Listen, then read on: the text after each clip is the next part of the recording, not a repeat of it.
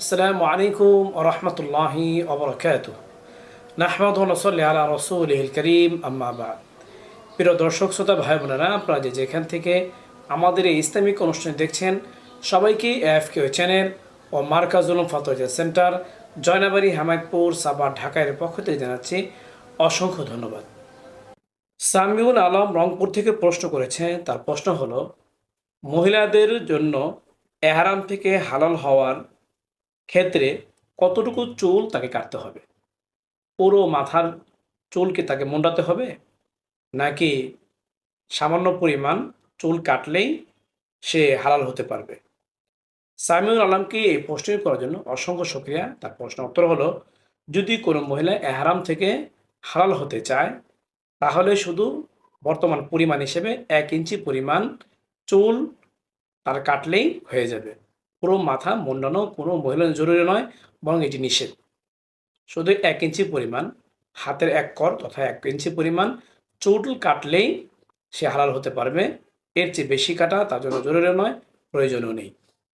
সে হালাল হওয়ার জন্য এতটুকু কাটলেই চলবে। অর্থাৎ 1 ইঞ্চি পরিমাণ কোনো মহিলা যদি কেটে ফেলে, তাহলেই সে হালাল হতে পারবে। তার জন্য আর নতুন করে বেশি করে চুল কাটতে হবে না।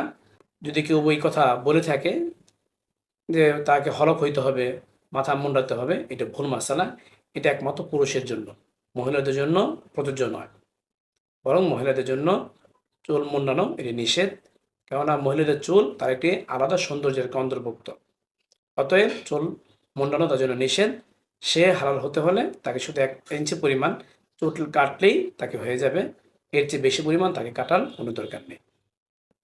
এই মাসলার রেফারেন্স আপনারা পাবেন জামে তিরমিজির 914 নম্বর হাদিসে, আল মুহিতুল বুরহানি 3 নম্বর খণ্ডের 472 নম্বর পৃষ্ঠায়, ফাতোয়া তাদার খানিয়ার 3 নম্বর খণ্ডের 643 নম্বর পৃষ্ঠায়, মাজমুল আনহুরের 1 নম্বর খণ্ডের 421 নম্বর পৃষ্ঠায়। যে মাসলাটি বর্ণনা করা হলো, আল্লাহ পাক রব্বুল আলামিন আমাদের সবাইকে এই মাসলাটির উপর আমল করার তৌফিক দান করুক। এরকম গুরুত্বপূর্ণ ইসলামিক প্রশ্নের উত্তর জানতে চাইলে অবশ্যই আমাদের ইউটিউব চ্যানেলটি সাবস্ক্রাইব করে আমাদের সাথে থাকবেন। ভালো লাগলে লাইক ও শেয়ার করবেন। তাছাড়া আপনাদের কোনো প্রশ্ন থাকলে আমাদের ইউটিউব কমেন্ট বক্সে আপনারা প্রশ্ন করতে পারেন। এর পাশাপাশি আমাদের একটি এফকিউ নামে ফেসবুক পেজ রয়েছে। সেই ফেসবুক পেজে গিয়ে লাইক ও শেয়ার দিয়ে আমাদের সাথে থাকতে পারেন। চাইলে সেখানেও কমেন্টে আপনারা প্রশ্ন করতে পারেন।